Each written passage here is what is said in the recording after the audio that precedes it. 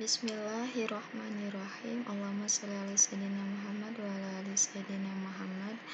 Kembali lagi di channel Sumber Edukasi yang ingin bergabung di grup Telegram Latihan Soal P3K 2021 bisa bergabung di link grup yang akan saya cantumkan di deskripsi.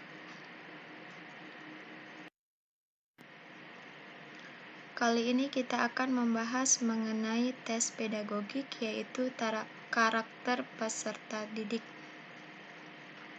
Soal yang pertama, perkembangan moral peserta didik atau anak menurut Kornberg terdiri dari beberapa tahap.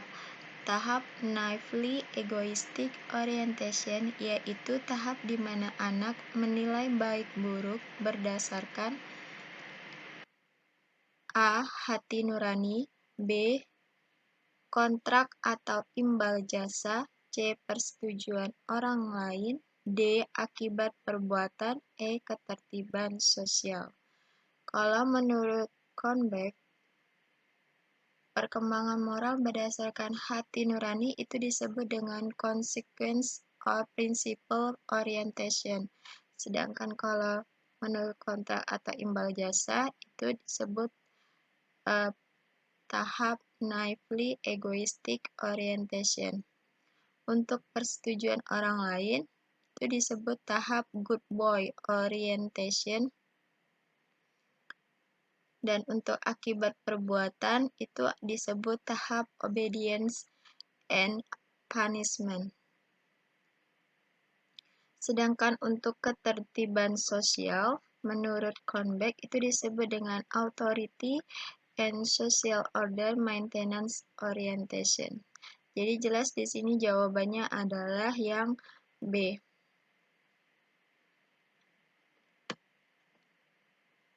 Oke ya, menurut Kornberg itu tahap naively egoistic itu adalah berdasarkan nilai buruk berdasarkan kontrak atau imbal jasa. Oke, secara lebih terperinci, tahap perkembangan moral oleh Kornberg. Yang pertama adalah tahap pre-konvensional, itu berkisar antara umur 6-10 tahun. Ada tahap obedience and punishment, itu akibat perbuatan. Terus yang B ada tahap naively egoistic orientation, itu akibat kontrak atau imbal jasa. Terus ada tahap konvensional, itu berkisar antara umur 10-17 tahun. Ada dua, yang pertama good boy orientation, itu atas persetujuan orang tua. Terus yang kedua, authority and social order maintenance orientation, itu akibat ketertiban sosial. Terus tahap yang ketiga yang terakhir, tahap post konvensional, berkisar antara umur 17-28 tahun. Ada tahap contractual legalistic orientation, itu menurut hukum yang berlaku. Dan tahap conscience or principle orientation, itu menurut hati nurani. Selanjutnya, soal kedua, perkembangan kognitif peserta didik sekolah dasar berada pada taraf operasional konkret.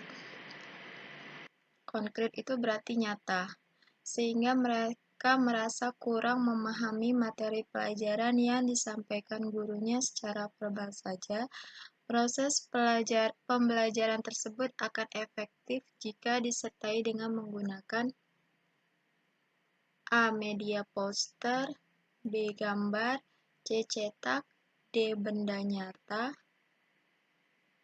D. Grafis. Kalau kita lihat dari sini dia minta yang konkret nyata. Poster, gambar, cetak, grafik itu adalah gambar alias bukan bentuk nyata. Jadi jelas jawabannya di sini adalah yang D. Media benda nyata. Pak Adit adalah seorang guru SMP 10. Ketika melakukan proses pembelajaran menghadapi peserta didik, yang berasal dari berbagai latar belakang kondisi keluarga. Ada keluarga mampu, keluarga miskin, dan ada orang tuanya yang menjadi pejabat, ada juga buruh dan pegawai swasta. Namun, Pak Adit memberikan perhatian dan pelayanan yang sama kepada peserta didiknya. Hal ini sebenarnya Pak Adit memperhatikan karakter peserta didik terutama A. Minat, B. Kultural, C. Motivasi, D. Status sosial, E. Etnik. Di sini udah jelas ya. Di sini ada berdasarkan latar belakang kondisi keluarga. Berarti jelas di sini adalah status sosial. Kalau cultural itu budaya, minat itu berarti motivasi semangat, etnik itu ke suku. Jadi jelas jawabannya yaitu yang D.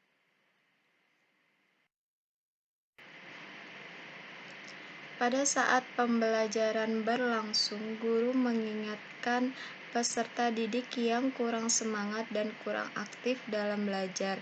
Tindakan guru tersebut berarti memperhatikan aspek A. Motivasi, B. Kultural, C. Status sosial, D. Etnik, E. Sosial. Di sini ada peserta didik yang kurang semangat dan juga kurang aktif, berarti berkaitan sama motivasi. Ini kata kuncinya. Aktif kurang semangat. Jadi jawabannya jelas di sini adalah motivasi.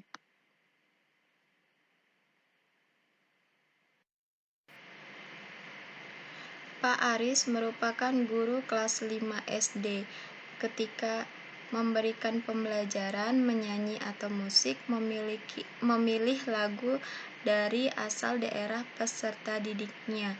Tindakan guru tersebut karena memperhatikan karakteristik peserta didik terutama A. Minat, B. Gender, E. Etnik, D. Status sosial, E. Kultural. Kalau minat ini beda jauh, karena nggak ada sesuai dengan kesukaannya, bukan. Kalau gender itu berkaitan sama jenis kelamin, jelas salah. Status sosial apalagi berarti kayak miskin. Etnik dari suku, kultural itu budaya. Jadi jelas di sini jawabannya adalah kultural, lebih tepatnya karena lagu dari asal daerah itu merupakan hasil budaya. Oke ya, tepat.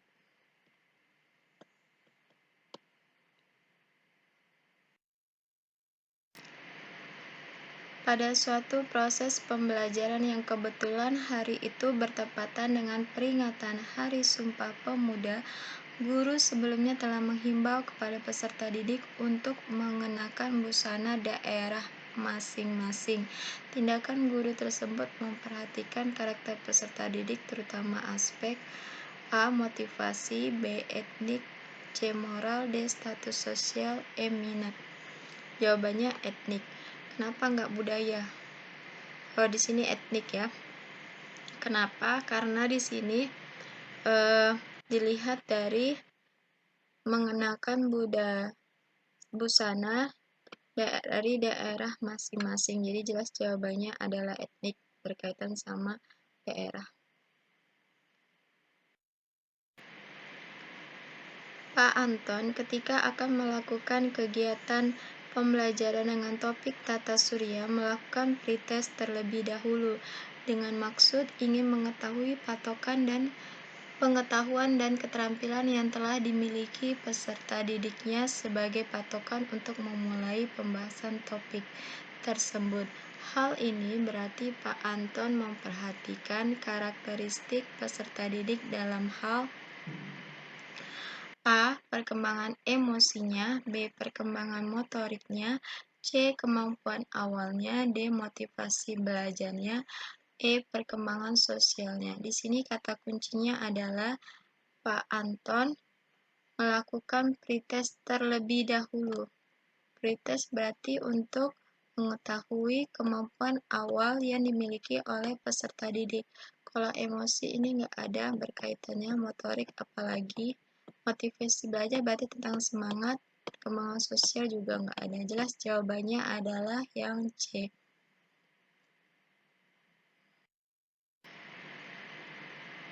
Guru A ketika melakukan proses pembelajaran selalu menggunakan media, kadang memutar video pembelajaran, kadang memutar CD audio, kadang menggunakan poster berwarna agar peserta didiknya memperhatikan dan tertarik terhadap apa yang dibahasnya, serta senang mengikuti pelajarannya sehingga hasilnya sangat baik. Pembelajaran dilakukan sedemikian rupa karena pertimbangan A. Minat peserta didik, B. Gaya belajar peserta didik, C. Gender peserta didik, D. Etnik peserta didik, E. Kultural peserta didik. Kita lihat di sini, untuk gender jelas salah, karena hubungannya sama jenis kelamin, etnik hubungannya sama suku, kultural hubungannya sama budaya. Antara minat sama gaya belajar di sini dilihat kadang memutar CD, kadang pakai video. Video itu berarti ke visualnya, ke pendengarannya. Kalau CD ya audio, poster berwarna ini visual. Berarti tergantung sama ini lihat. Berarti tergantung pada minat peserta didiknya agar bisa menarik peserta didik. Jelas jawabannya di sini adalah A. Peserta didik dalam suatu kelas, gaya belajarnya beragam, ada yang visual, auditori, dan kinestetik. Visual itu berarti berkaitan sama penglihatan. Kalau auditori berarti dia suka mendengarkan. Kinestetik berarti dia suka bergerak-gerak. Namun kegiatan pembelajaran ini selama ini masih banyak yang konvensional klasikal. Agar dapat memenuhi ketiga gaya belajar tersebut, guru perlu A. Menggunakan metode ceramah, diskusi, tanya jawab. B. Menggunakan media audio, video, dan percobaan. C. Menggunakan modul dan PowerPoint. D. Menggunakan program audio dan modul. E. Menggunakan media komik, pembelajaran, dan buku paket. Kita lihat untuk media metode ceramah, diskusi, tanya jawab itu adalah menggunakan gaya belajar berupa audio. Hanya mendengar aja. Kita mendengarkan apa yang diomongin, yang didiskusikan. Kalau media audio video, audio itu jelas audio. Kalau video itu visual. Video itu berarti kita melihat. Kalau percobaan kinestetik. Udah jelas di sini jawabannya yang memenuhi 3 gaya belajar, yaitu yang B.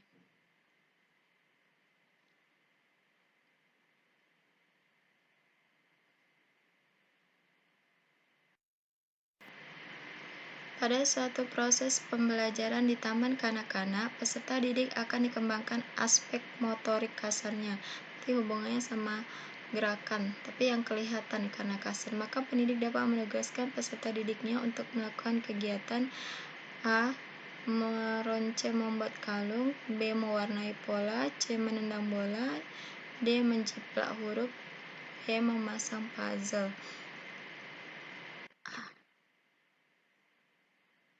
Kalau untuk yang motorik kasar, itu biasanya melibatkan koordinasi otak besar di tubuh untuk melakukan gerakan. Biasanya dia gerakannya itu tampak kelihatan, seperti merangkak, duduk, tegak, berdiri, berjalan. Istilahnya dia ada berpindah tempat.